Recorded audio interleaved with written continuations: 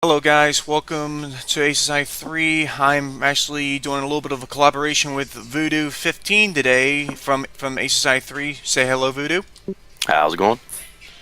So anyways though guys, what me and Voodoo are going to be doing is we're going to be giving you guys a little bit some recommendations on flying US fighters that are mostly designed for boom and zoomers and that. So Voodoo has a little bit of information on how you should fly them as well, and he will have his own little video up as well. So if you want to take away a little bit, Voodoo, to explain like how some fighters are, go right ahead. All right. Well, anytime that you're going to select an aircraft, you have to be thinking about how you're going to engage in combat with it, what altitudes you're going to be running at, how much fuel you're carrying. All these different nuances come into play when you're going to make an engagement, especially in these heavier American fighters. They got a lot of armor, they got a lot of guns, they have great high-speed maneuverability a lot of times. Particular aircraft will have good acceleration. Some of them have poor acceleration. A good example of this is the P-51s. Both the B and the D model P-51s have great top speeds, but poor acceleration to get there. So that's something that you have to take into account when you start to get into a good matchup is a 109K4 versus a P-51D. The K4 is a much smaller aircraft. It has a lot higher power to weight. It has a lot better acceleration.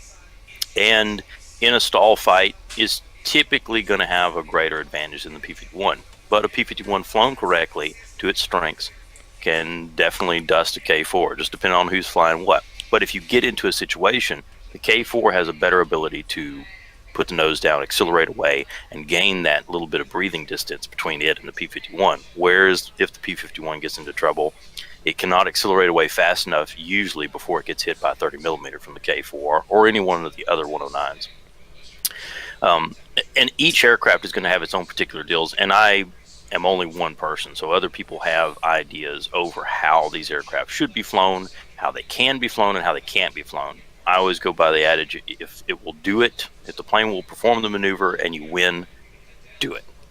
So let's see, we were talking about P-47s, I believe. So let's see here. So in Aces High, we've got 1, 2, 3, 4, 5 variations of the P-47. We have the D11, D25, D40, the M or Mike, and the N, the November. So the D11 is one of the earliest models that we have in the game for the P-47, and then other folks will call it the Razorback because it doesn't have the big bubble canopy on it. But rearward visibility is still good. In my opinion, it's one of the better dogfighting because it's a lighter P-47, followed by the D25. In my opinion, the D25 is the best of the P-47s as far as actually turn fighting and doing any kind of real serious maneuvering, not just straight boom and zoom. The D40 is good for dropping a lot of ordnance, but it's heavier than the D25 and the D11, so it usually doesn't do as well, although you'll see some pilots that have learned it, mastered it, do very well in it. The Mike is an extremely fast version that we have in here, and it does a lot of booming and zooming. Now, its high-speed maneuverability on all the P-47s is great. So at above 300 miles an hour, you're going to be able to turn with most of the other late war aircraft and outturn most of your earlier aircraft because just simply don't have the high speed. He's telling the truth because again, he's flown this game for a long time. Pilots are flying the aircraft, I'm listening to the him. situation you find yourself in, altitude, all that kind of stuff. Let's see. I was trying to remember what that one guy was talking to me about. We'll take the D25 or a D11 out. Are you wanting to do the attacks, or do you want me to perform the attacks on you? I'll let you do the attacks on me. Okay. Well, so what I'll do is let's see if we can do some jumps. What's the fighter town's got the altitudes, right? I think it's the dueling town if I remember correctly. It may be, I don't remember. Yeah, the dueling zone looks to have them. So they've got them at altitude here. I was looking to see, I thought they had a spot where you would spawn at altitude. I know the bombing zones had that. I do know that. But yeah, I think that we'll do a little bit better if we do that. So let's go to A20. If you're a knight, you should be able to go to A20. I think what's our altitude for that one? 2,000 feet. Well, let's go. Oh, okay, I see it there. No, I don't. So we got 2,000 feet. What's the other altitudes? Because I don't see them on there. 4,000. They have, hang on. They have 10,000. I think they have 20,000 as well, if I remember correctly.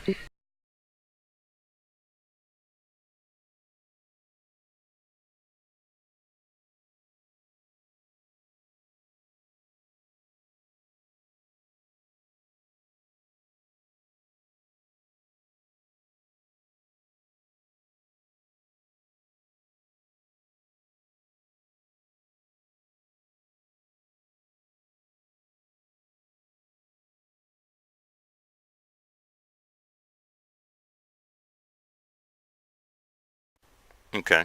Well then, let's see.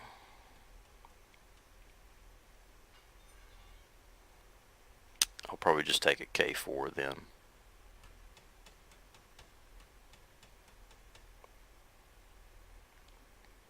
As soon as I find it.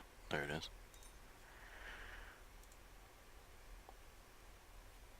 Alright, I'm going to go ahead and spawn in here.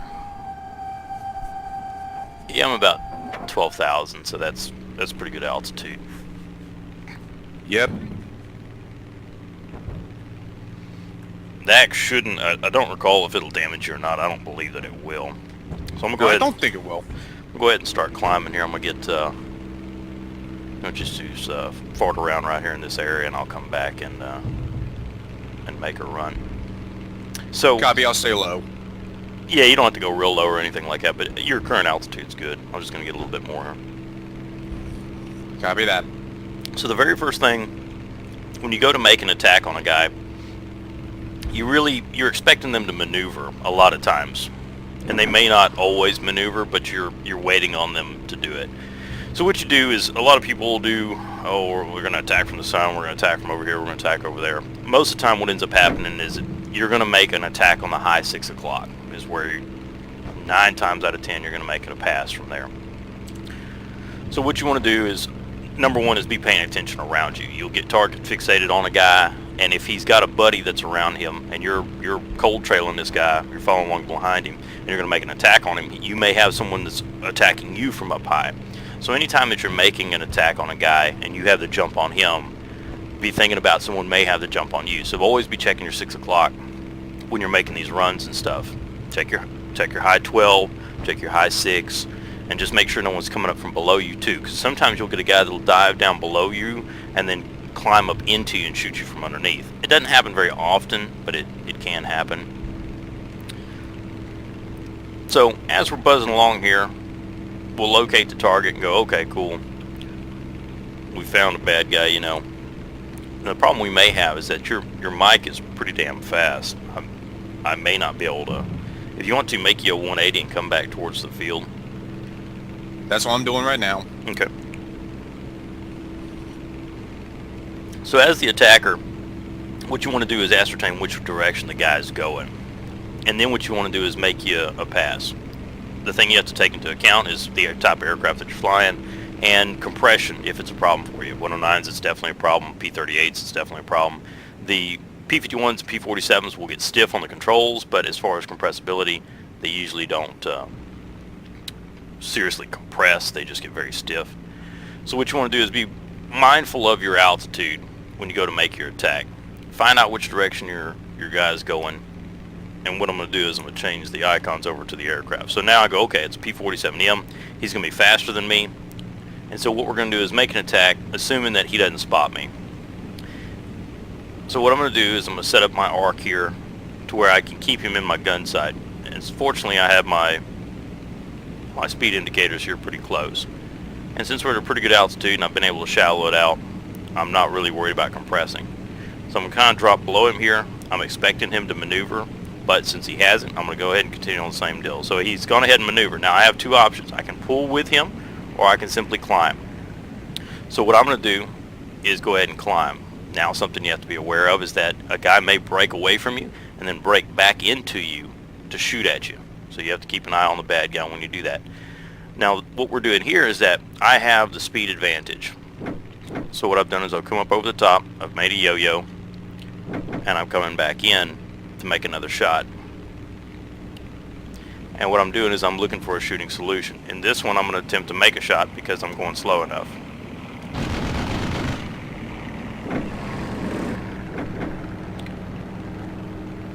And what it comes down to is each situation that you get into is going to be different with each aircraft that you run into, and each time that you fight a different opponent. Every engagement will be different from one another. And where you have to really decide is, am I going to attempt to make a shot here, or am I going to use my speed and get back up to altitude and safety? So in that one, there's really no reason for me to follow him down through that. He's moving away from me, so I'm going to just maintain my altitude. Again, remember, especially in the main arena, while you're dinking around up here, focus on this one guy to check and make sure you're not fixing to get jumped and shot. Now, the M-Jug, the Mike, is extremely fast, and he does not have to hang around here and fight me like this, and most of the time they will not. They'll hit the deck and leave you, which is totally acceptable. When this happens, easiest thing to do, pop your little web if you want to, and start climbing. Altitude is energy, energy is life. So anytime that we can put more distance between us and the bad guy is something we want to do. So now what we're doing, we're climbing right now, we can't actually see the enemy. So every once in a while we want to roll our wings and see where he's gone. Well, he's right there below us at about 4K. So we're going to still keep an eye on him. And what we're going to do is put him out kind of our 11 o'clock here and continue a climb with the web. Now, the K4 built as an interceptor, well, this airframe essentially the final iteration, and what it was doing was intercepting bombers at the end of the war. So it has extremely amazing power to weight and just climbs like a bat out of hell. Your armament is different. You've got a Mark 108 30mm cannon and two 50 caliber equivalent machine guns.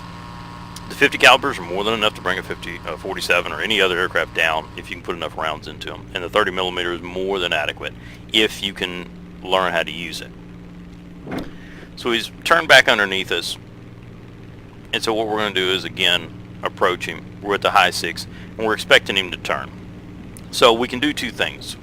We can close to a rate, and you'll learn this distance that you want to start reducing speed. So we're doing 450. We want to get a good closure rate going to the distance that we're faster than his base speed, and we're closing on him to make a shot. Now, depending on how soon he begins to maneuver, we can begin to follow him through his maneuver to get ready for a shot.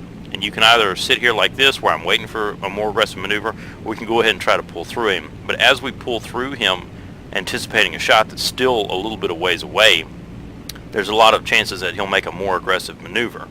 So we're going to go ahead and reduce throttle, and we'll actually follow him here, keeping an eye on him because we're waiting him to pull up. And what we have is a blind shot there, and so what we've done is we've actually put ourselves in a situation we don't necessarily want to be in, so we need to be very quick on our throttle control and on our flap and rudder if we need it. Now that one was a 30mm right to the cockpit, probably would have been a kill, but for the most part you want to be very, very careful because the P-47 can dump that speed very quickly. He's got a very good roll rate at high speed and can be a very dangerous opponent if you don't watch out. But if you learn your aircraft, just like with anything else, you can become pretty effective with it. So this is not a common fight that you'll normally see with the P-47M. Usually if it's piloted by a lesser experienced person, obviously this is for practice. Typically they're not going to attempt to dogfight you for the most part, unless they're very competent and they have the advantage. You have to be very careful anytime that you're engaging one. They have 850 caliber machine guns, and they are not afraid to waste ammo on you. And it doesn't take a whole lot of those slamming into you to put you in the dirt. A good thing to do is to separate out your guns when you're flying, say a 109 or something like that, to where you can use your machine guns primarily and save your cannon for those guaranteed hits. So this is the type of shooting we're wanting to see here, where we're at minimum range. Below a 300 you really don't have any lob for the most part with the 30. You can pretty much just put it basic lead and do more or less what you want to do with it. But again, this isn't really a common fight that you'll see, but it can happen, so it's something you do want to be prepared for. As we can see, so we're doing 418, 420 right now, and he's pretty much starting to walk away from us. As we start to level out and we're here on the deck, the 47M should just begin to walk on us. Even with WEP, he's should be substantially faster than we are. The other thing is that he's really outside of our comfortable firing range. He's at 500,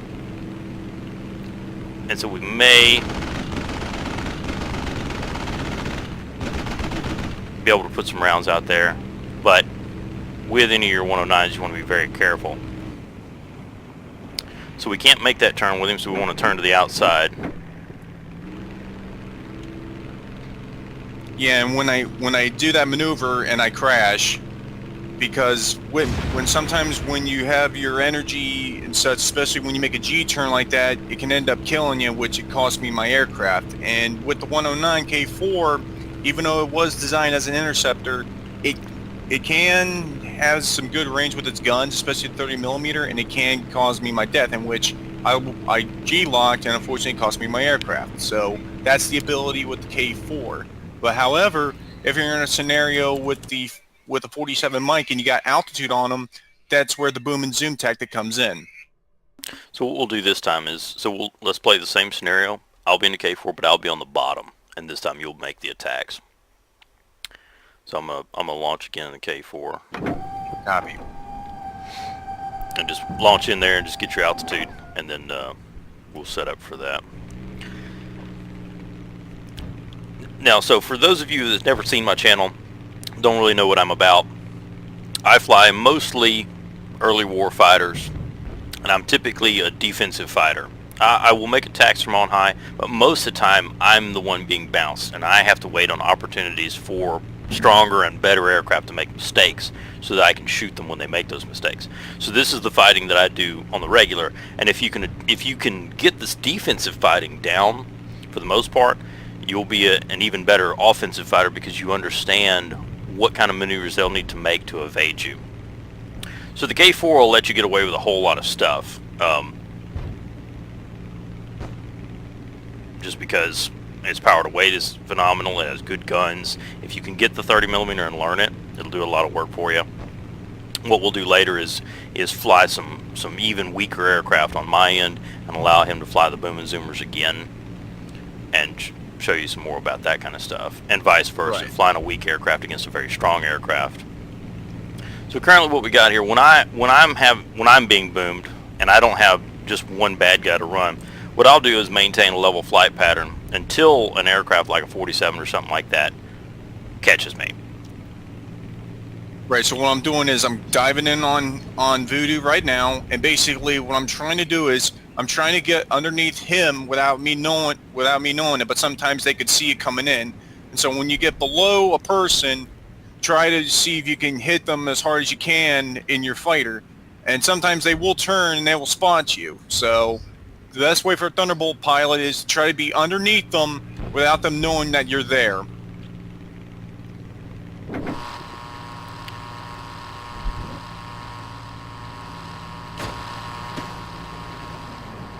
And that's right there. As soon as I hit the boom, I heavily damage my aircraft, and it's time that I get the hell out of Dodge, because if I turn with him, I will lose that speed, and he'll be able to catch me. So with a boom and zoom fighter like the 47 Mike, you have to keep your speed, because if you do not, you might as well end yourself immediately, because a 109 K4 will catch you and he will kill you. Well, now in that regard, the 47 is a lot heavier than the 109, and it will accelerate away from him just because you have more weight to carry it towards terminal velocity. So you're going to be able to accelerate it, just like right now you're at 3K. Now, so what you want to do is the guy that's down on the bottom, you want to try to equalize your E states, meaning that you want to climb. And I actually need to get back down so we can continue to demonstrate the boom and zoom tactic instead of attempting to fight Right. this fight. So let me drop back down a little bit. So now what I'm expecting is, really and truly, let me switch aircraft. These aircraft are too close. You stay in yours, and I'm going to swap to another airplane, Copy that. because those two guys are way too close together for that kind of a fight. Let's see here.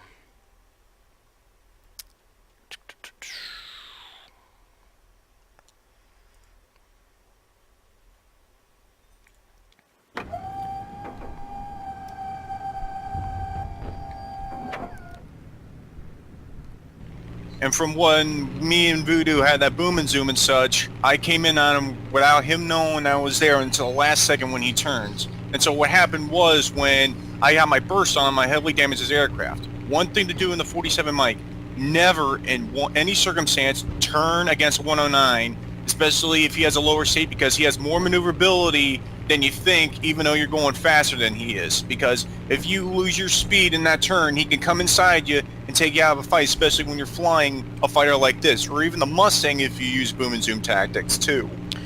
Well, that's all dependent, again, on the situation you find yourself in. So a lot of times when you can tell if a guy sees you already, is especially if you're low below him. I had to maneuver my aircraft to see you. So what you'll see is a slight turn to the left or right so that they can look down and low 6 o'clock and see you. That gives them the way that they've seen you. What I do anytime someone booms and zooms me is I pretend like I have not seen them. And I wait until like 1.5K. At 1.5K, then I will maneuver. So in reality, you hit me a few times, but it probably wouldn't have been anything but maybe an elevator or something. We would have continued the fight on through that. So right now, we're making an attack from on high. He's at 900. I'm going to go ahead and begin a maneuver here, riding the blackout here. Now that I know he's not going to make it, I'm going to go ahead and level back out and maintain my speed as the defensive fighter right now, knowing full well that I wouldn't be doing this most of the time in my normal engagement, because what we're doing is we're demonstrating this boom and zoom. So what he's going to do is get back up to altitude. He's going to come back at me and make another pass here. And so your passes are typically going to be towards the 6 o'clock. They're going to be from the 3 o'clock to the 9 o'clock, from 3 to 6 to 9. You're going to be making an attack from a beam, which would be from the 3 to the 9 o'clock to the 6 o'clock, anywhere in the 6 o'clock radius or position. So you may have to throw more lead. The guy may maneuver. He may not maneuver. There's a lot of different things that will happen as you maneuver through these different fights, and most of them are dependent on just the actual engagement as it happens. So what I'm going to do, Nick, is I'm going to level out here. If you want to, you can, as I pass you, then you can go ahead and turn into me. That'll give you a little more time for a shot. Right. So basically what will happen is, like, if you're also want to do a side shot boom and zoom, what you do is then you start your dive from an angle and then you gain on his position, and once you get in your firing zone, then you pull the trigger. However, it may mess up because you never know if he'll see you at the last second and turn in on you, and then he'll take you out of the fight.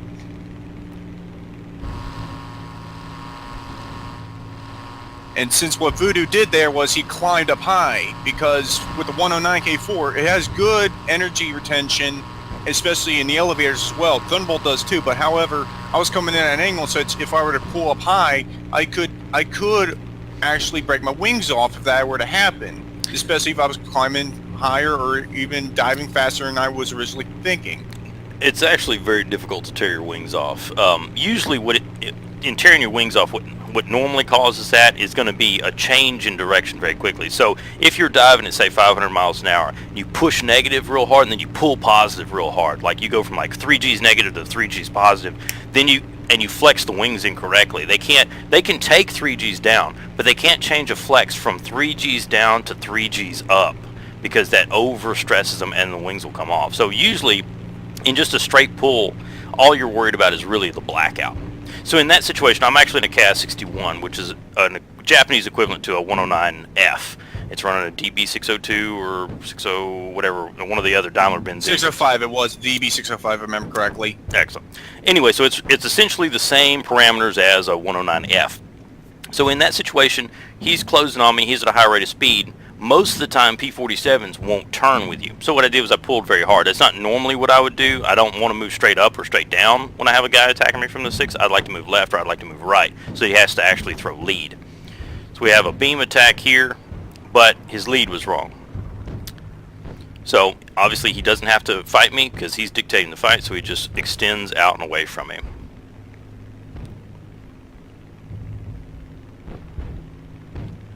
Right. And with the 47M, especially with a beam attack, you don't want to end up messing up the attack run without your lead and such, because however, if you were to come in from that angle and such and there's another guy that's on your tail without you knowing it, he can end up putting rounds into you and killing you. So, but if it's a one-on-one fight, never try to get into a turning fight after you did your damage. Just get your attack in, run forth, and go for another pass. Again, depending on the engagement. If the guy's making a real lazy turn, or if he loses sight of you, and as you fly more and more, you'll realize when someone's lost sight of you. So it's pros and cons. So the safe bet in a P-47M is to not turn. You just purely boom and zoom, slashing attacks, going about your business. And in the scenario a scenario event, that would be the way that I'd do it. So we're going to go ahead and evade this attack here. What I want to do is I want to pull into him real hard, and then change directions again. And so what that was a roll with right rudder. So not only was I rolling, but I was also rolling upward and around. And that's usually a pretty hard deal. That's more of an advanced type of tactic there, not something that you'll commonly see. But from that 11 o'clock, that's a pretty good fight, or a pretty good maneuver there. But anyway, as you discover stuff, you'll be able to know when you should make maneuvers with an aircraft and when you shouldn't. The safe bet in a purely boom and zoom aircraft, or a late war aircraft of any kind for the most part, is to stay fast if you want to. I do not do this all the time. That's, again, a personal preference, and almost 9 years of flying in the game. So the safe bet is to make a slash attack and to move away and to come back. Now the other thing that you want to do is if it's a very, very maneuverable aircraft, we'll do this all day. He'll never land rounds on me for the most part until I make a mistake, and I'll never land rounds on him for the most part. Not saying if you can shoot, it's not really a problem, but so there'll be times where you will maneuver with an aircraft, and there'll be times where you will not. And what you'll have to learn is through trial and error when to do this and when not to do this. And as you get shot down or you shoot down opponents, you'll learn where it works and when it doesn't. And each new opponent will teach you when and where and different parameters of how this works. And so every fight that I get into, and in thousands of fights in this game, who knows, tens of thousands, hundreds of thousands, each one of them is going to be different. So right now, he's closing he's at 900. He's almost at shooting range. What I want to do is roll out and away and actually do a split S away. So now he has two options. He could follow or he doesn't have to. And so he chose not to. And what sometimes if he does a split S, you can also do an implement turn up above him without him knowing it sometimes, and then you can counteract him. But it could cost you if you lose speed and there's someone on you. So with each of these engagements and each of these attacks, anytime that you're in the main arena, always assume someone is closing with you.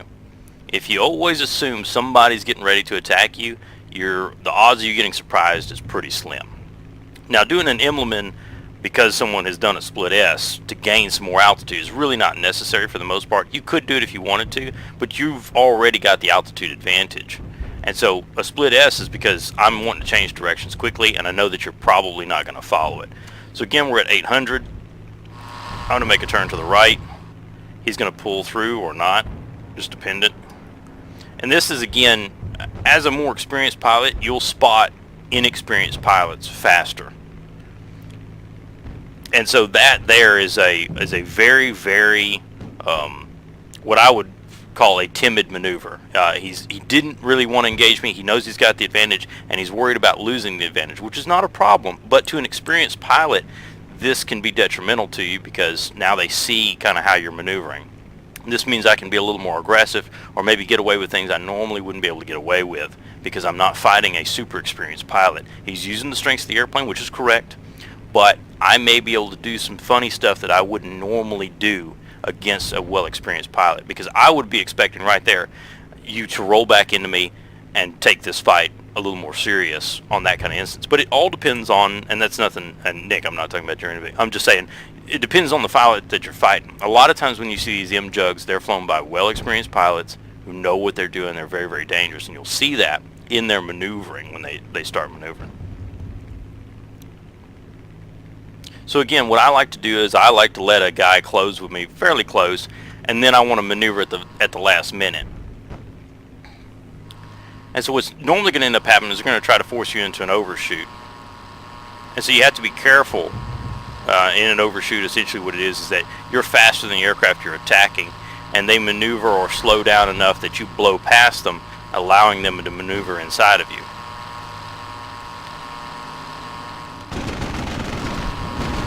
And what most inexperienced pilots are doing, what I'm showing for an example, is sometimes with a Thunderbolt, if you make the mistake of getting into a turn fight and you use flaps, sometimes with a Jap aircraft like the Kai-61, he can get shots on me and he can shoot me down.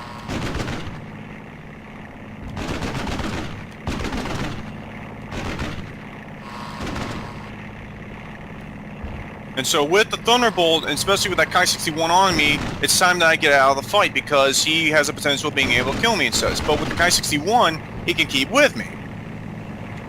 Initially. So what you want to do in this situation is make semi-sort of maneuvers left and right, not up and down, left and right. So you want to make good, solid turns, nothing blackout, left and right. You need to be doing that right now because I'm on top of you. So what you want to do is you want to pull left and right. So now I have to follow you. So you see how far out I am as I go to maneuver? You see, I can make a shot there, but because I'm above 300 miles an hour, Japanese aircraft can't maneuver. Right. And you notice how now you're pulling away, right? Yes. That's what you need. If anytime you get somebody on your 6 o'clock, especially in a 109 equivalent or something like that, make a maneuver to the right and make a maneuver to the left. Because by the time he's getting to you on the left, or on the right, you're to the left.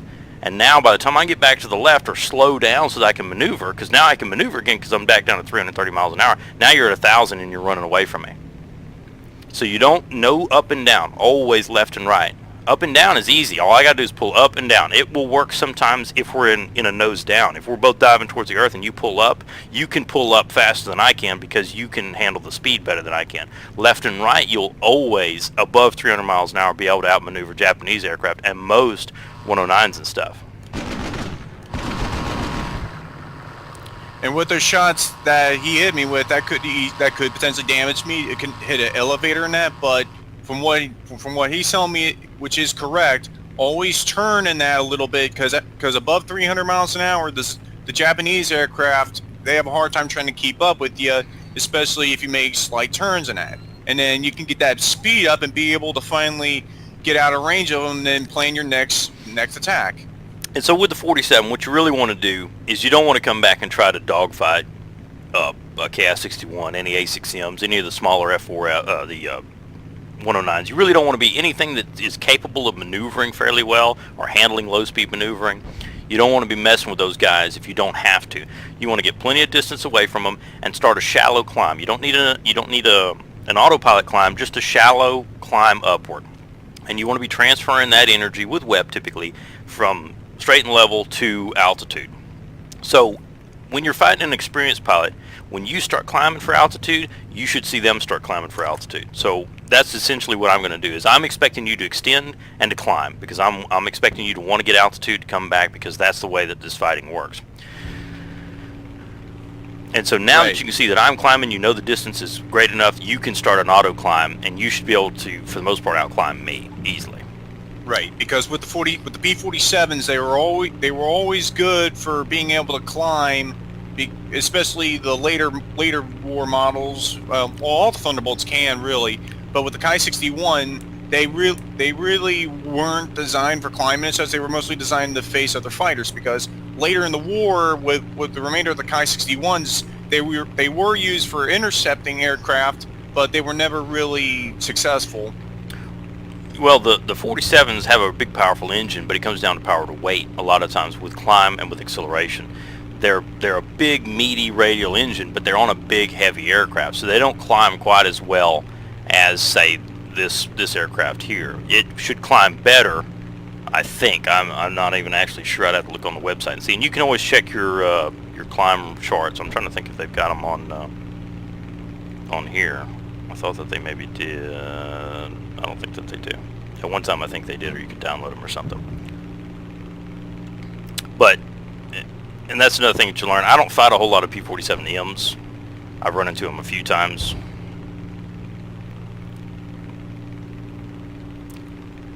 Right, so what I did was I got enough speed and such, and this is where the Kai-61 will have a potential shot. I mean, now he's got the advantage. But with the 47, it's still fast, but however, if you're at a low energy state in your P-47 and the Kai-61 has altitude, he can catch you and for a short amount of time get a burst on you and potentially take you out of the fight. But however, as stated before with the 47 Mike, it is pretty fast in a straight line, unless if he can get close enough, in which he has enough speed. Because what I did was what most unexperienced pilots do, because I admit this, I make a few mistakes sometimes with it. I decide to climb after him, and he has a potential shot at me, and with that, he can easily put rounds in me and shoot my aircraft down.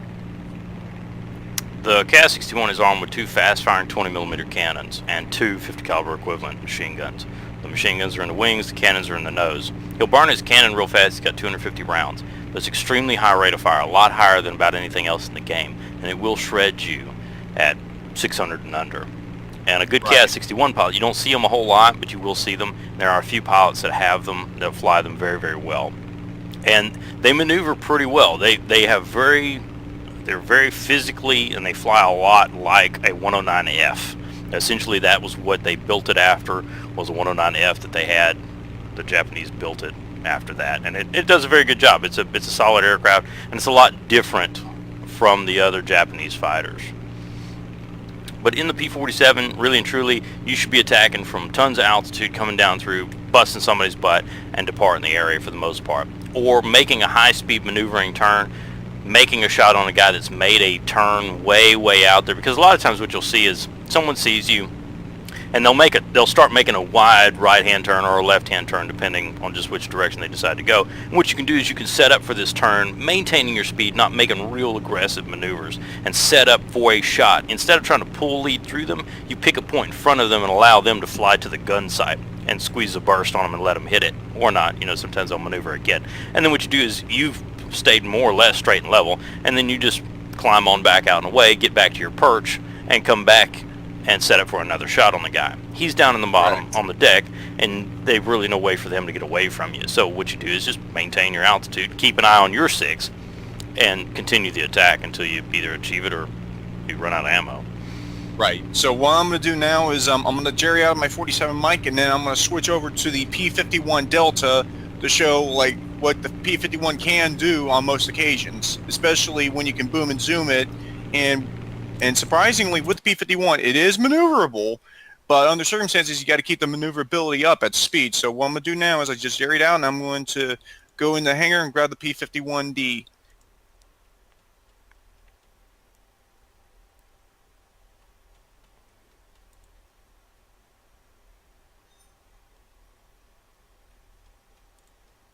So now that I'm back with the P-51 Mustang, I'm now going to try to show how to fly it and how to fly it correctly without accidentally getting yourself killed in that. Because I have flown the P-51 a few times and know how to maneuver with it. But however, sometimes if you're at low speed and you don't have a good shot on an aircraft, don't take it unless you're well sure that you can do damage to the aircraft. And of course, there's no one on you. You don't get eviscerated.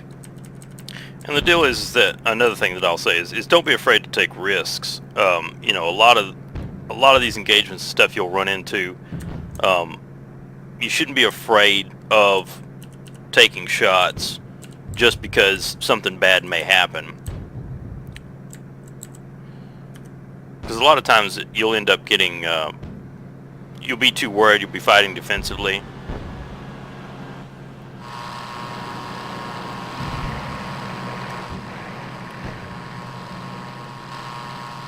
So now what you want to watch is, so what ended up happening there is you were getting pretty worried about making the maneuver away, and you ended up snap rolling a little bit.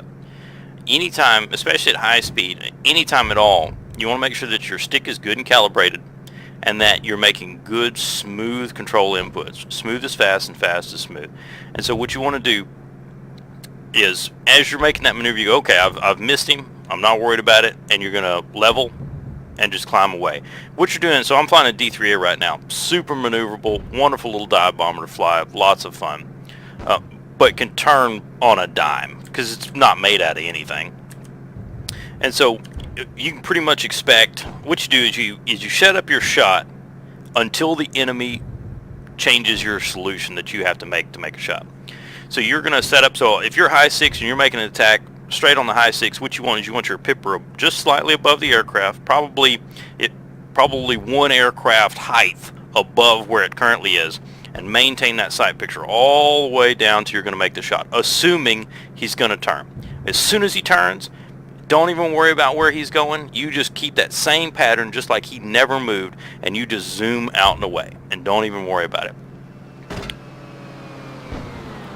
So right there, you got a few hits there. You got a number of hits, actually. So that's pretty good. That's a harder shot to do, usually a port quarter or a head-on kind of attack where you're having to throw a lot of lead there. And what happens is you lose sight of the opponent as you're going to make that shot. But it's a good crossing shot. It's a lot of good practice. Obviously, Right. with a D3A, you're not really worried about him turning into you and shooting you, but this is a highly maneuverable aircraft that if it turns, you're going to have a heck of a time trying to put rounds on them, you know. Right, so what I did was with my P-51, I flew away because with a D-3A it's good. So what I'm doing is I'm coming in from a quarter angle where I can get a potential shot on them and I fire.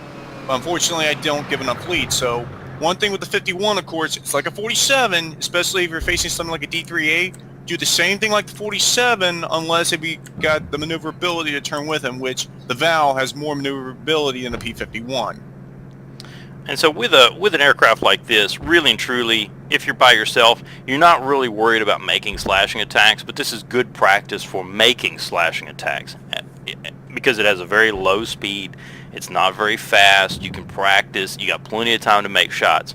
Because typically what ends up happening is someone spots you from 5K off. They're going to turn into you because you always turn into the attack. It's one of Bulky's rules. You turn into the attack. What this does is this increases the closure rate of the two aircraft. You can go for a head-on, but the biggest deal is that it lowers the amount of time that a bad guy has to shoot at you. And so you do this so that you can obviously, you don't want him shooting at you for a long, long time, so what you do is you lower that amount of time that he has to shoot at you. Or she. Oh, my alarm for getting up. Right, because with some of the aircraft and such, and of course, everyone, even today, still follows the dictabolka. Always make sure to try to check your 6 o'clock and always turn into your threat, especially if it's a fighter against a fighter, because if the enemy fighter doesn't see you and then you decide to go on him, then he can end up dead. So that's why you always got to keep an eye out. So I'm going to start my attack run on Voodoo right here and try to hit him, which he sees me coming, and I have a burst, and then I damage him and I pull away. You actually missed. I know, but technically, I'm just letting you know. Sure. Yeah.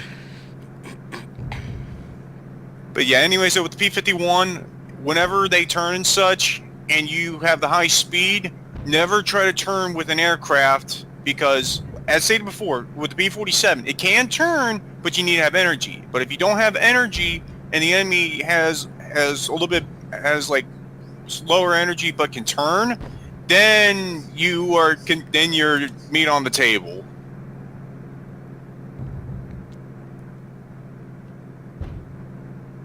So that's what the P-51's all about and such. It can turn if you can get in the right circumstances where you're able to get your shots on and then vacate the area. Because 51, it is basically a boom and zoomer in disguise, even though some people say it can turn. The only way you can make a turn is if you have it at altitude and the enemy aircraft doesn't have energy on you. So what I'm gonna do is I'm gonna hit Voodoo from the front angle and try to basically kill him in that. And this is how sometimes pilots will do a boom and zoom.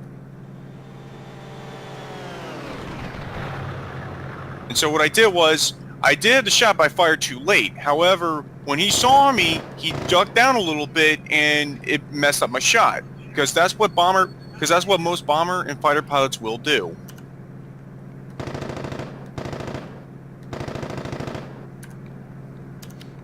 So another thing we can go ahead and do. So on that one, I was sitting straight and level. So what you want to do is, again, you need to think about the closure rate of the aircraft that you're shooting at. A faster aircraft will require more lead, especially from the front attacks, than a slower aircraft will. And you'll get this down by shooting at them. And that's really all this comes down to physically flying the aircraft and really doing it. So on that one, you got a little bit too much rudder in there. So you were left, and then you were too far right, and then by that time you had blown past. So you want to set that shot up and be completely ready for the path that you have for the bad guy. Whatever path he's showing you, you want to set up for that. Sometimes you may want to set up to put your gun sight in front of him and allow the aircraft to fly to the gun sight instead of trying to fly the gun sight to the aircraft. What this allows you to do is just pick a point in front of the aircraft, hold the gun sight, deliver a stream, and allow the enemy to fly into it. And if he flies straight and level, well, then that's on him. It's his fault. Right. So as soon I'll make this one last pass, and after that I will I'll show you the next. I'll show like what the next set of aircraft that are really good boom and zoomers as well, which is the Corsairs and the Hellcats, because the Hellcat can turn and also the Corsair, but most times everyone will fly them as a boom and zoomer unless if you know how to fly a Corsair very well.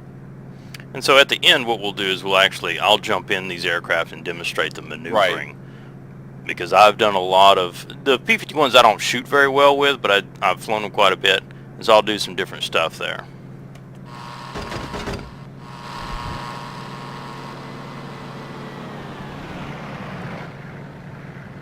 Right, and there's my last burst, and from what you can tell me, Voodoo, did I get any hits, or yeah, how bad did I do? As I made the roll, you were able to land some rounds in there, and it may have been enough to bring this little guy down. You never can tell what'll kill him and what won't. Right. They'll fly through a lot of stuff sometimes, and other times one ping and they're gone. So as I made the maneuver, I was still rolling within the same space you were shooting, so you ended up still hitting me. You just made a correction and hit me. But then as I made the pull downward, the negative pull or the inverted pull, then I pretty much got out of the way, and you were past me by then. So Right. So anyways, what I'm going to do now is I'm going to jerry out. I'll jerry out, then I'll switch into a lower aircraft and such, and let Voodoo this time fly the Corsairs and the Hellcats to show you, or all the aircraft that can boom and zoom, and show you how a professional pilot does it. So I'll jerry out of this and get into something a little bit more weaker. so what we'll do is I'll go back and I'll hop in the 47, and we'll just go back through the same iteration of aircraft again. Get my stuff. Right. Yeah, so the next aircraft I'll fly, I actually will be flying. I'm thinking about flying something like the Fokker Wolf, just to see how it would be in combat. So I'll fly the Fokker Wolf 190 Dora 9. Well, the deal a lot of times with these, when you're fighting another boom and zoomer, that's usually not the ones you're getting to boom. What'll end up happening a lot of times is you'll end up more or less that guy will be tied up on the deck, and you'll end up coming through and hitting them. So a lot of times you don't typically get to hit them at altitude, other boomers and zoomers, because they're fast. They're going to use that speed to get away from you. Normally you end up attacking slower and weaker aircraft than you. Right. F4Fs, A6Ms, bombers, the like. Not to say that you won't ever run into that, but that's typically you run into slower and weaker aircraft that can outrun you and are not in the same, fighting sphere as you are. So Right, of course. what we'll do is I'm going to go ahead and climb up here to altitude. And so obviously with anything, you want to be planning this fight out. So if you're taking off from one base and heading to another, you want to make sure that you give yourself plenty of time to get to altitude before you get to the fight. And if you've already been fighting there, you know the rough altitude the aircraft are fighting there, you want to make sure that you're above them. 25,000 feet usually is more than high enough. Some people climb to 30, but unless the fight's at 20, you don't usually need to be at 30, or you're intercepting bombers or something crazy like that. Usually 20,000 feet, 25,000 feet is more than enough altitude to bring in the fight, because a lot of times the fight's going to be at like 10,000 and below. So again, always assume someone's looking at you to shoot you, so be paying attention what's on your 6. And so, okay, I've spotted a D9, he's moving away from me slightly. So what I'm going to do is I'm going to go ahead and start setting up for my approach. I've got my WEP on, I'm going to go ahead and start accelerating. And I'm looking for him to go ahead and maneuver. He may or may not, you never can tell. So again, what we do is we fly to the profile that we have. So we're going to be attacking from the 8 o'clock, possibly 6, depends on our closure rate. So we're starting to gain on him, we're getting his speed. I'm keeping the gun sight kind of off of him because I'm not really ready to pull through, because my gun sight needs to be slightly above and in line with him, or slightly above and to the left of him for this shot that I've got. Unless it comes to 6 o'clock, in which case I'm going to want the pipper more or less on him.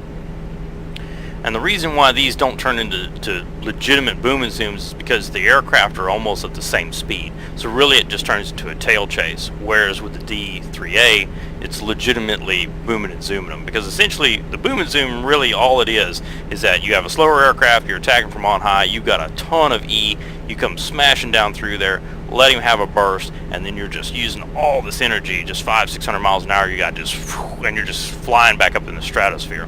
Which is correct. Yep.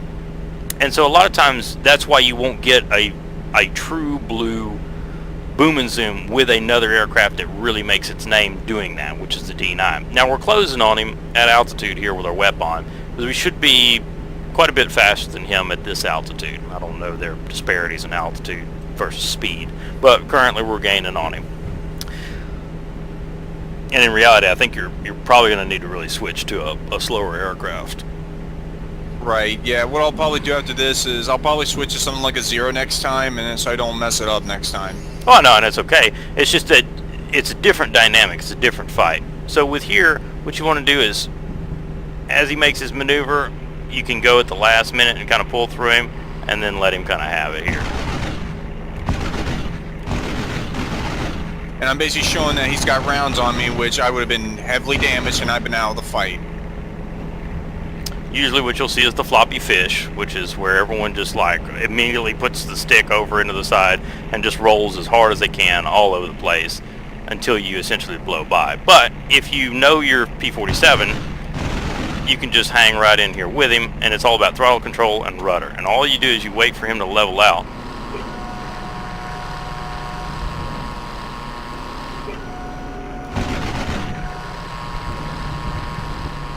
Because at these higher speeds, the 109, the 190D is not a real flap fight or anything. So it's not very difficult if you learn how to fly this thing. And I would talk to folks like Little Mac.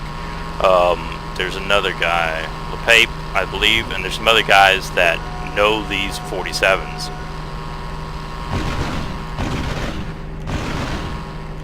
And with his burst, he effectively just shot me down because what I did was, like, I tried to get him into a climbing angle, but unfortunately I stalled out. And if you catch a boom and zoomer like this, if he stalled out trying to get an altitude and he loses it, then you effectively just kill a good boom and zoom aircraft like the Dora 9.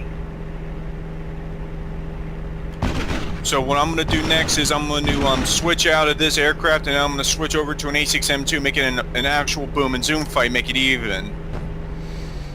I'm going to grab a cup of coffee while I gain altitude. Be right back. Alright.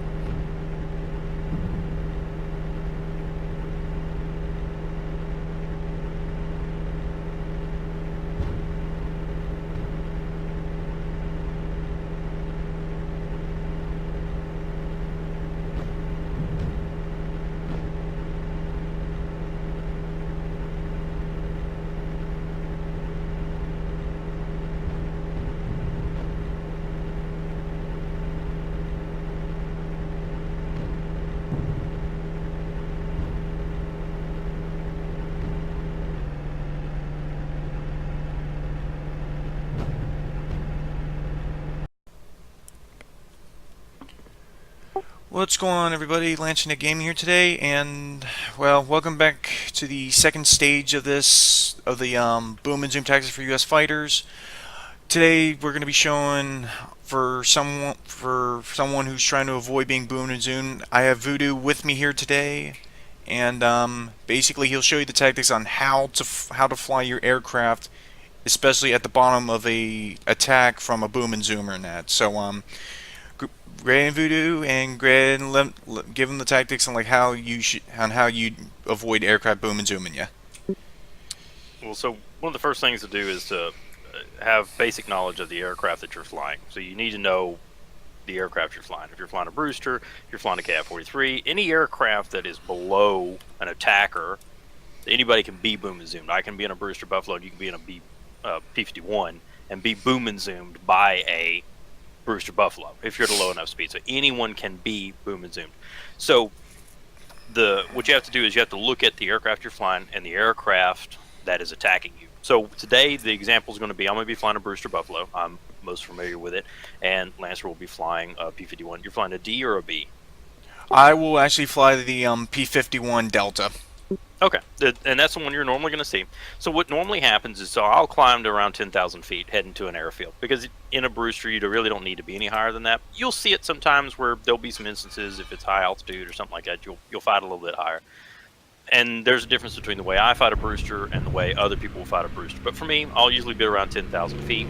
Typically, if you're the guy bouncing people, you're up top in the Brewster, everything's cool. But a lot of times, after you've made your engagement and stuff, you're being bounced by other aircraft as you're trying to leave the area. So what you're thinking about is going, okay, how can I avoid this target? Where is he coming from? How many people? All that kind of stuff. So for today, it's going to be simply a 1v1, I believe me and Nick, and that's it. So I'm going to get at around 5,000 feet, and Nick, if you want to go to like 10,000 or 15,000, that should put you at a pretty good disparity in height there. Right. Which runway would you want us to take off from to make sure that we can show the perfect example? Oh, you're going to take off from one of the other bases. I'm at A1 currently, but if you want to, we can take off from. I'd forgotten we were taking off from the other bases. My bad. Let me get up there to the other base here. So if you want to, if you want to take off from the 10K field, I'll take off from the same one, and I'll drop down to the appropriate altitude. All right, no problem. I just took off right now. Okay, I'm back behind you. So if you want to climb on up to say 15,000, and I'll drop down to 5,000. Yep. Just climbing right now. Okay. So what normally ends up happening is you're dinking around at your altitude, and you're probably heading back to the field. But it can be anywhere. You can be taking off from a base. You can be doing anything. So I'm running 50% fuel in here. 50% is a good medium. Sometimes you'll have full gas. Sometimes you won't have very much gas. Just all depends. Just being aware of what your aircraft's capable of doing. The Brewster will turn very, very well, but its power to weight leaves you kind of hanging sometimes. So what we want to do is we want to be aware of that. We also need to be aware of the speeds at which the aircraft that's attacking us can maneuver. I have particular ways in which I do it. It's been successful so far, so I usually use the same tactics over and over again because they work.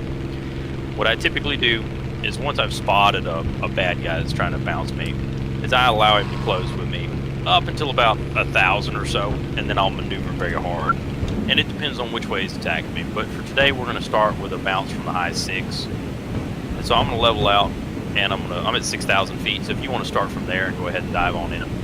So here we can see him. He's coming at us at a high rate of speed. It's 1.4, 1.3. Now, a red guy, you won't see closing at those increments like that. So what we're going to do is he's going pretty darn fast. So I'm actually going to pull up this go around and then roll at the top of it.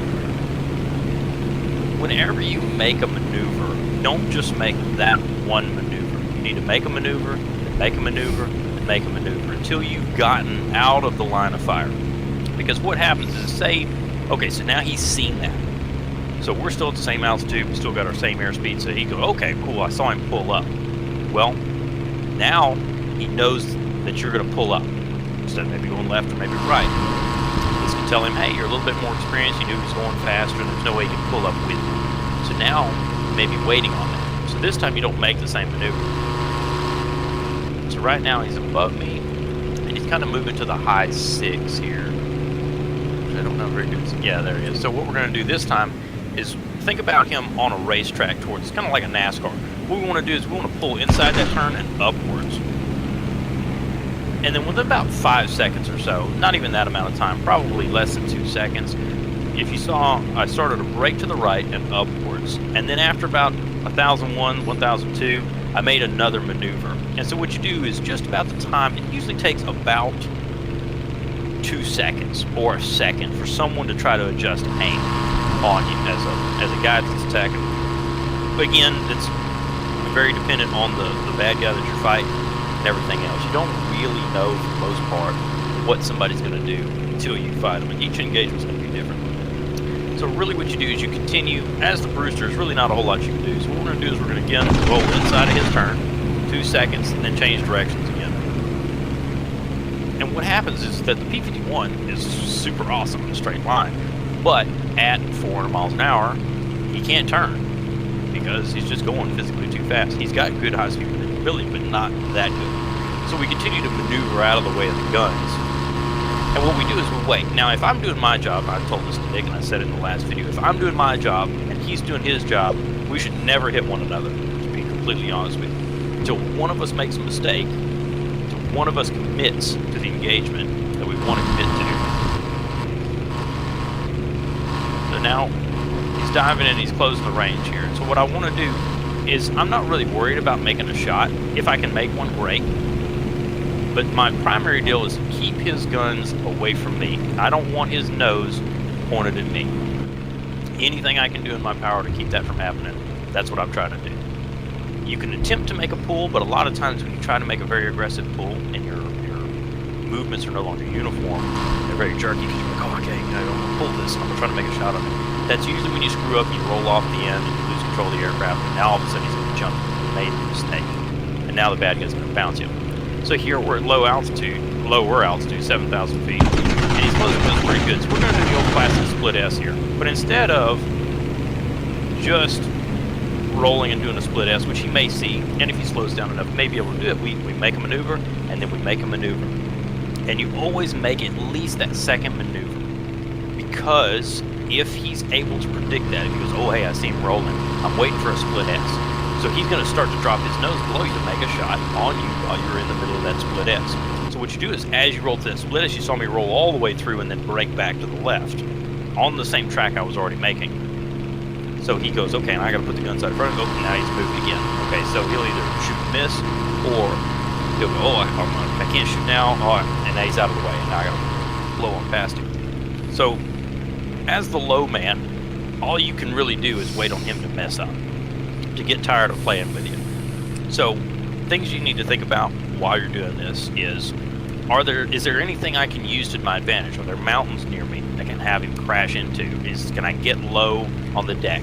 If you give up what altitude you have, then you've given up any chance of making up extra speed. That's something you have to be aware of. Mountains are always cool to use against people, because they'll get overcommitted, they'll get target fixated, and then all of a sudden they crash into a mountain or something. Things like that are always something to use. Think about your fuel. Okay, how long do I need to do? This is something where you may need to make a running fight towards your friendly field. So now you started shooting. We're going to rotate. We're going to rotate. We're going to rotate. We're going to push negative. There's just no way he can continue at his rate of speed to move all the way through that maneuver. Now this works fine against 1-on-1, 2-on-1, 3-on-1, 4-on-1. This all compounds and it keeps getting more and more complex. And this is where, like a chess guy, you're thinking, okay, I'm here, this guy's here, this guy's here, this guy's here, and what are our rates? What are our closures? How much time do I have? And it comes down to a whole lot of educated guesses. And eventually, with more people that you add to the fight, you'll guess wrong and you're going to die.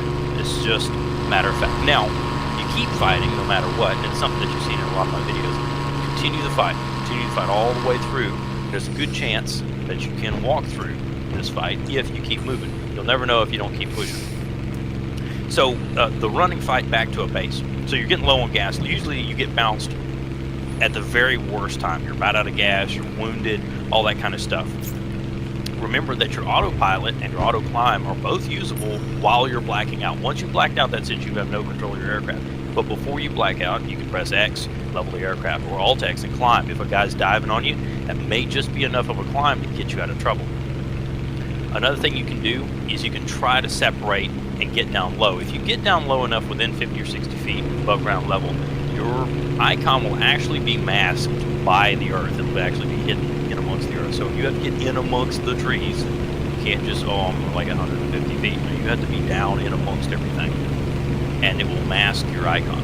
So each time he comes at 1,000, you don't half-ass it. So what I did right there is I kicked a lot of right rudder. And so if you can imagine that maneuver in your mind. So not only have I turned and I'm making a turn, now I'm also skidding, almost like a guy on a half pipe. If you or any of those little crazy RC cars, when they do that crazy little loop as they're going to drive through, you're not only are you making a turn, but now you're also skidding to the outside of that turn as you're making this maneuver. And there's almost no way, unless he slows down to commit to an actual engagement to try to kill you, to seriously kill you, that he's going to make a shot on you through that maneuver. Unless you just really botch it and he's waiting on that and anticipates. There are a few people that can shoot that well. It usually doesn't happen. The other thing is that you'll get lax a lot of times in your turns. Like you're sitting here going, okay, I'm in a Bruce Reason P51, I'll keep turning, I'll keep turning, I'll keep turning. But you're not pulling as hard as you can because you don't have to. And that's when you'll make a mistake and he'll put a snapshot in you and damage you, knock off an elevator or a rudder or something like that you need to continue the fight. So you have to be careful of that kind of stuff too. And really and truly, you want to fight each and every engagement like you're fighting a badass son of a gun every time. That way, when you run into somebody that really is, you're always fighting that way already. Practice makes perfect. So right now, there's really, we're kind of at a dead still, you know, a dead stop. There's not a whole lot he can do. There's not a whole lot I can do. And, you know, I'm not really trying to fight my way to a position to shoot him. What you want to be aware of is that you get lax, you get complacent, go, okay, well, you know, he's just doing the same thing over and over again. And, see, like right there, I lost sight of him because I was sitting here just farting around. And all of a sudden, now he commits to the fight. Well, this is the opportunity that I'm waiting for. I'm waiting for him to get aggressive and see if I can cause enough damage to actually injure him.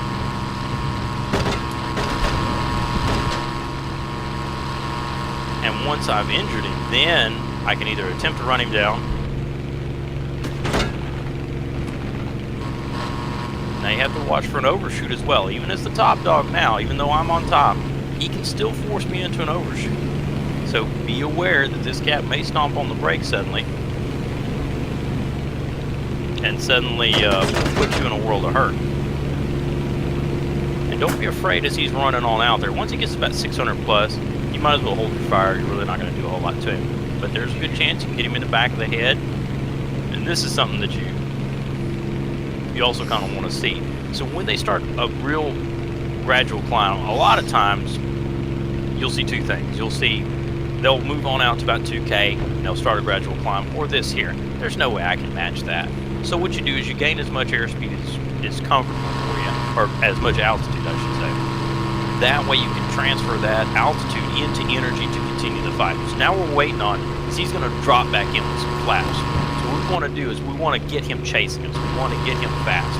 That way if he's got any flaps out, they'll retract. If he's got a notch out, it's not a problem. But as you get close to the ground, you're limited on the amount of maneuvers that you can make. So maybe a split S, flat turns, maybe a climb, something like that.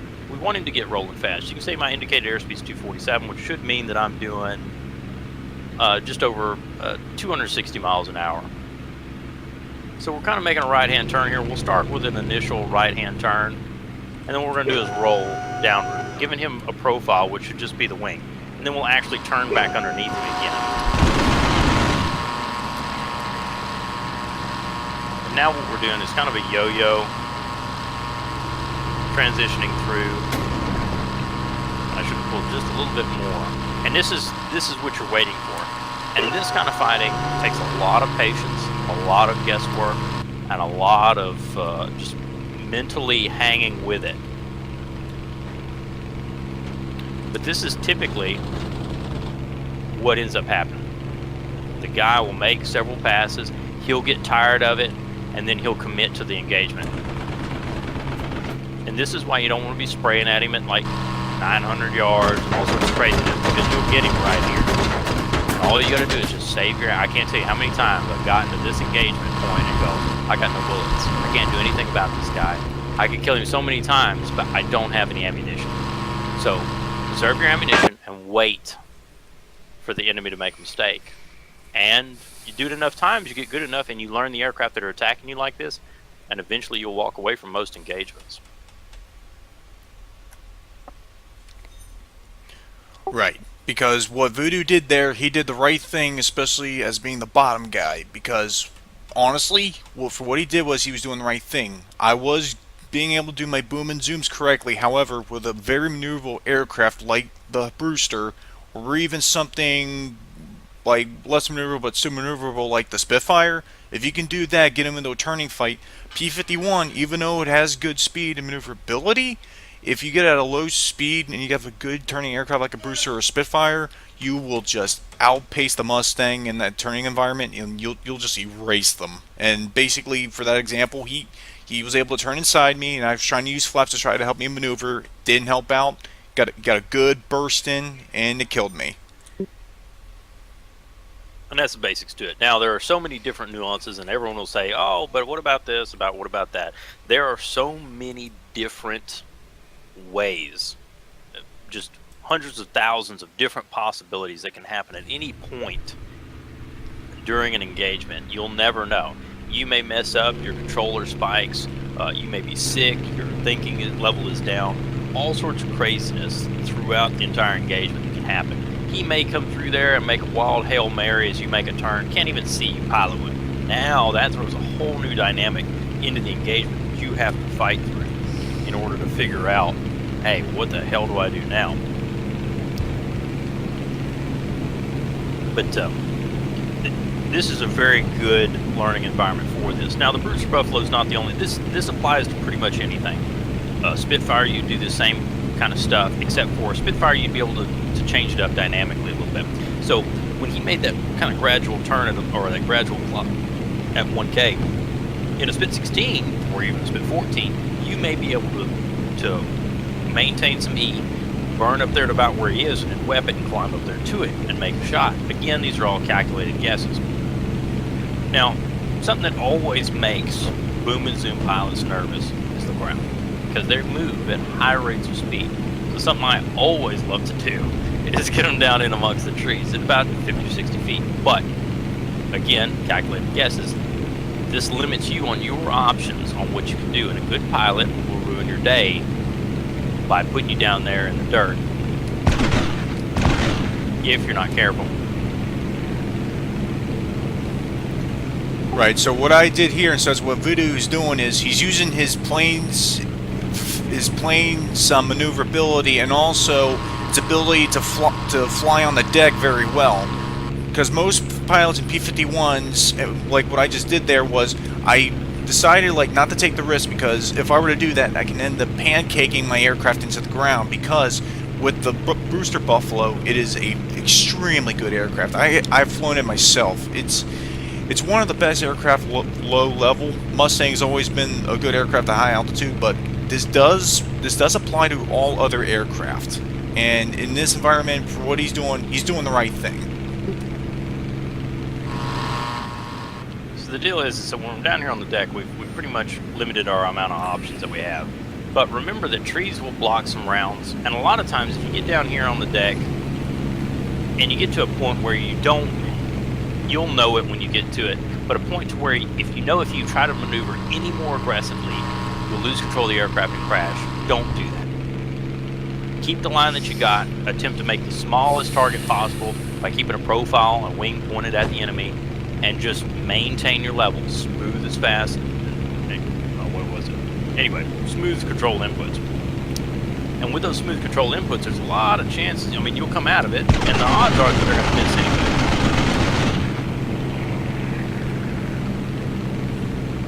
And don't be afraid to stomp some rudder in there. So what that is that's kind of a little patented thing that I do. I've seen other people do it. But anyway, is you pull up real hard and then you rudder. And now when you pull up, for the most part, he should stay with you. But again, each pilot's different. Each one has different ideas. And if they fight enough Roosters, they'll get a pretty good understanding. They know about what options you have available to you, and they'll anticipate that. Like, what they'll do is they'll dive in close enough to get you to turn, and then they'll jump right back up and drop in the middle of a flat turn. So each single engagement will be different from the last, and you just have to be paying attention. That's all that there is.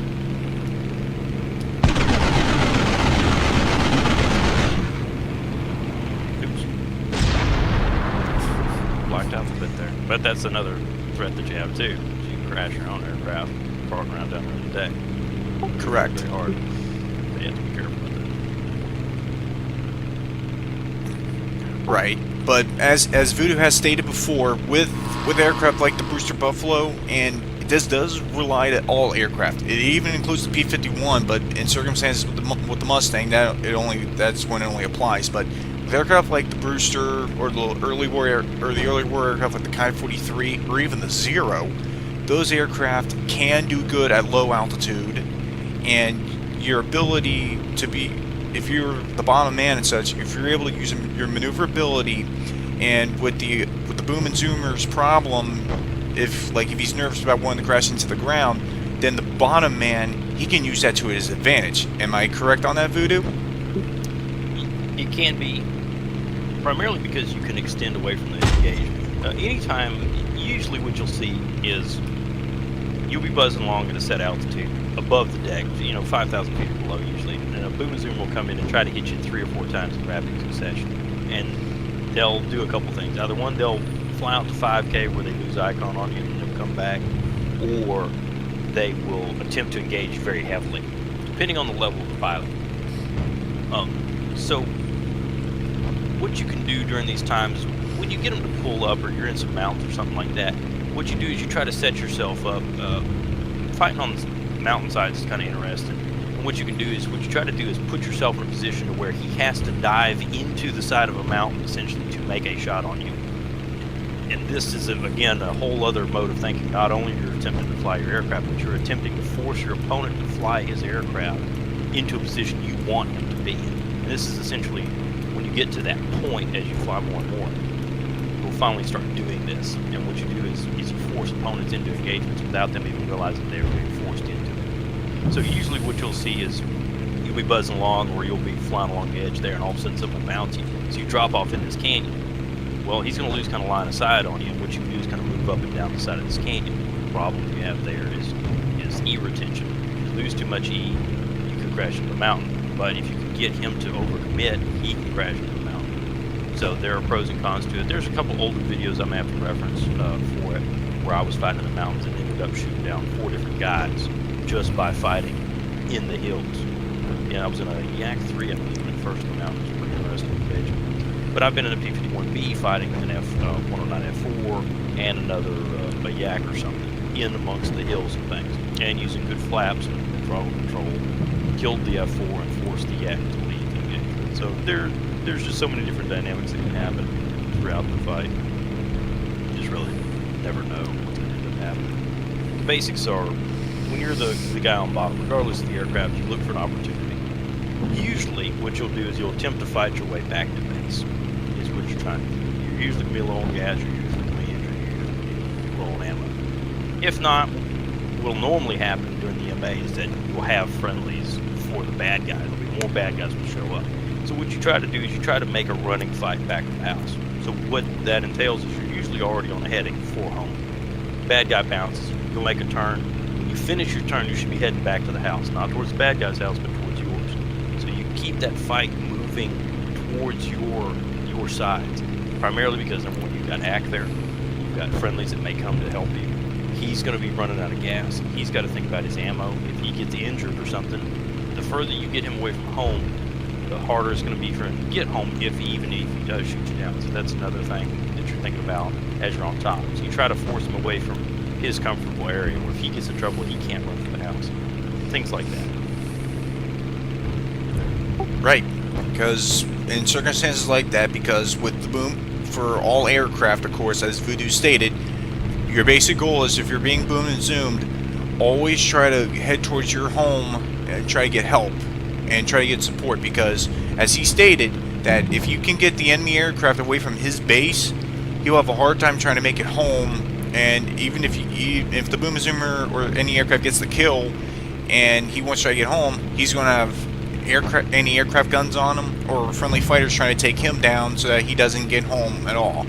And so for most of the bottom men in boom and zoom fights, your first one of the important goals is to try to get home and try to get help whenever you're being attacked and such, because it'll make it harder for the guy attacking you on top and make it harder for them to try to get home. Yeah, exactly. So I mean, what you're trying to do is, you obviously want to live through the fight, and you're usually attempting to get home. And what you want to do is you want to make it as difficult as possible for the bad guy to get you. The harder you can make that for him, the better it's going to be for you. Anything that can help you, anything that you can do to make it a problem for him, is always a good idea there. That's really basically all there is to it. So yeah, I think that'll honestly do it with the boom and zoom, on how to fly most of the boom and zooming aircraft, especially the U.S. fighters in Age of Society 3, folks. So Voodoo, thank you for giving me the information, man. Do you have any other recommendations for anyone for flying any other of the U.S. fighters, or do you think that'll do it? In the boom and zoomers, be prepared for pilots down low that maneuver very aggressively. you'll usually spot it right off. When you fly enough times, you'll spot an experienced pilot versus an inexperienced pilot. A lot of times the aircraft will give it away. Sometimes it does not. A lot of times you won't see a whole lot of. I don't see a whole lot of roosters. I don't see a whole lot of KF-43s. Occasionally you will, but when you make an attack on a guy and he suddenly makes maneuvers that seem more calculated to you, that seem to make more sense, or he continues to get his nose pointed back at the house instead of just continuing trying to fight you. Sometimes it can mean something. Sometimes it means nothing. So the deal is anticipate, just like the guy on the bottom is being attacked, anticipate that the guy above you, or whatever side of the fight you're on, anticipate that that guy has enough experience and will punish you for mistakes. So, you know, play the odds, stay safe. As the boom and zoomer, I make most of my engagements, I'm the bottom guy, I'm the guy getting attacked. I don't mind that, but a lot of times, the bad guy who's making the fight rules, he'll leave if he gets outmaneuvered, which is what you're supposed to do. It's annoying for me as the guy on the bottom being attacked, because I want him to make a mistake so that I can kill him, because that's the way I want to fight. But honestly, if you get in too deep, just leave. Just put your nose down, accelerate away, and go ahead and just leave the area.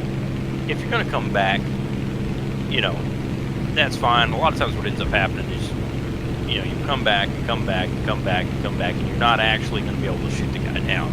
You just keep coming back and back and back. But if you get into trouble, you get damaged, don't hesitate to use that speed and get on out of the engagement, because that's what you're flying, that's what you're buzzing along with, and that's the type of engagement that you're in. There it is, folks. That's one of the important lessons that you have to learn about U.S. fighters, and what Voodoo said right there is completely true.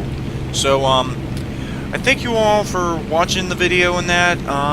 I will link VuduVince's channel in the channel description, and I honestly hope you guys do enjoy it. And any last words, Voodoo?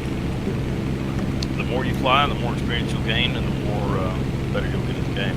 It's all this game is about repetition. This game doesn't come easily. It's not easy to play. You're playing against a lot of people with a lot of experience, and you got to fly, and get shot down a whole lot so that you can learn how to do it properly. So don't get discouraged just because you get shot down. It takes a long time to get to this point, and the only way to do it is to start today. Exactly. So, anyways, though, guys, I thank you for watching the footage, or rather, watching the video. I honestly do hope this helps you guys out seriously, because I have seen a lot of people try to boom and zoom, and they mess it up horribly. So, hope you guys enjoyed, and Lanchinick Gaming and VuduVince out.